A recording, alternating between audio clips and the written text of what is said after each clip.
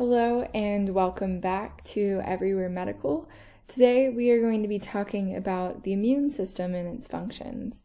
This system can be a little hard to understand if you don't understand the basics of it. There's a ton of different diseases that are autoimmune diseases, and in order to understand that, you really need to understand how it works.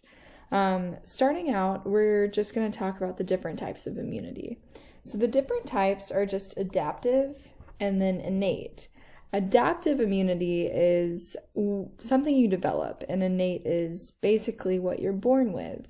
So innate is immediate. It works very fast, and it has really no specificity and no memory. And that's important to know. So when the same disease comes around and innate immunity acts upon it, it won't remember that disease, which is different from adaptive immunity, which is antigen specific.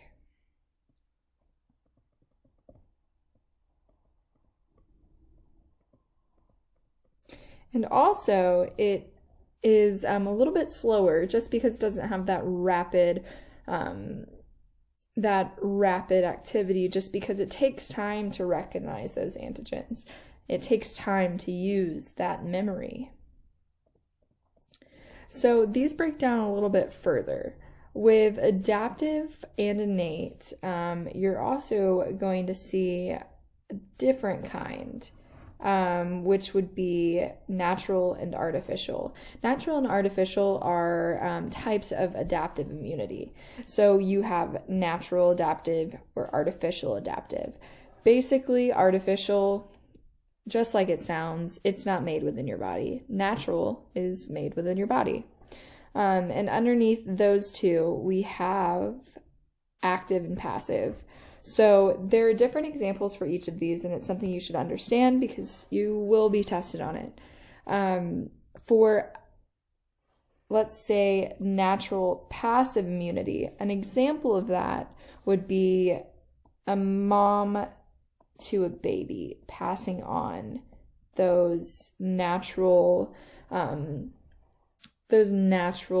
immunities. So that's going to be immediately passed on via birth or through breastfeeding. So that is a natural passive example. A natural active example is when you are actually developing resistance to an illness.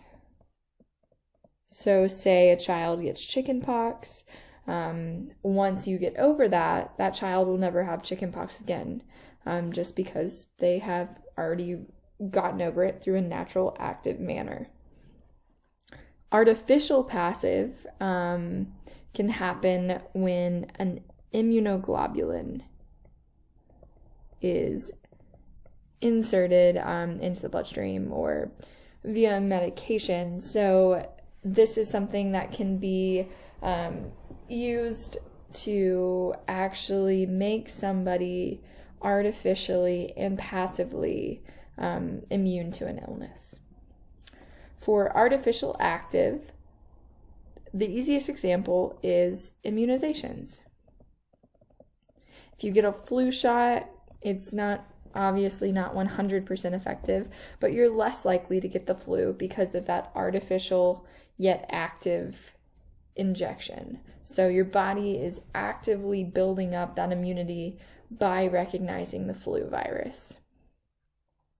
So now that we have those down, we need to start thinking about the anatomy of it all, how it all works together to form a more perfect system. So starting out, how is immunity developed? There are different types of immunity like we discussed before, but there are other types such as humoral and cell-mediated, which we're going to go through now. So to start out, the immune system basically originates with blood cells, which are produced in the red bone marrow. So the bone marrow creates blood cells and it creates red blood cells, it creates white blood cells. The red blood cells will go through your body, through that circulation system that we've talked about in previous episodes with the heart. But your white blood cells are used in immunity. So these all originate from stem cells. Stem cells. And that's where your white blood cells are going to be created. So your white blood cells are going to differentiate. There are two basic types that we're going to think about. And that is the pre-B or B cell blood cells, and then there's the pre-T. The easiest way I remember this is that the T also goes with thymus. And then these cells, pre-B and pre-T, are also going to move along. So the pre-T is going to mature in the thymus. This is where it gets, it just matures there. It gets more knowledgeable about how to fight the different kinds of illnesses that you might encounter. So it's going to keep moving out of your cell, and it is officially the T cell once it moves out of the thymus. So this kind of immunity is cell-mediated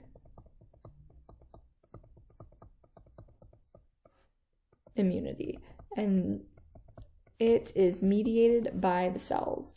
Specifically, it attacks inside cells.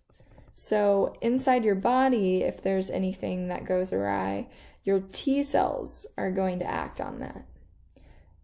And then those T cells will be stored in lymph nodes to be able to circulate your entire body so that if there's anything that happens, they're available at all times.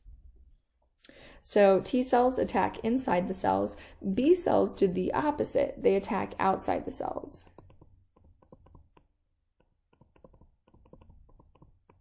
And they are actually more numerous than the T cells. So these B cells don't have anywhere to really mature, but they'll go straight to the lymph node. And since they're attacking all these outside cells, they're basically attacking all those foreign invaders like the flu, like any kind of bacteria that's coming in to your mucosa, and they're fighting off that. So you really want a strong humoral immunity, which is what that is called. The easiest way I remember it is that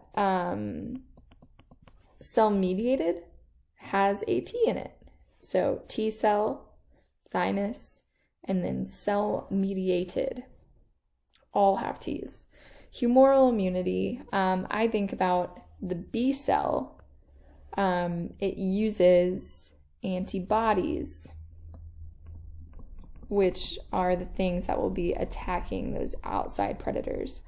So B cell, bodies, antibodies. So that is the most basic overlook of the anatomy that is involved with immunity. There are a lot of things that we can go into, such as the different types of hypersensitivities when all of this goes awry. But basically, these antibodies and cells are attacking the antigens that are invading your body, which are the bad guys, so we want to get rid of those. We will go over hypersensitivity reactions in further videos, so stay tuned for that. But thank you for watching, and I hope you learned something from this video.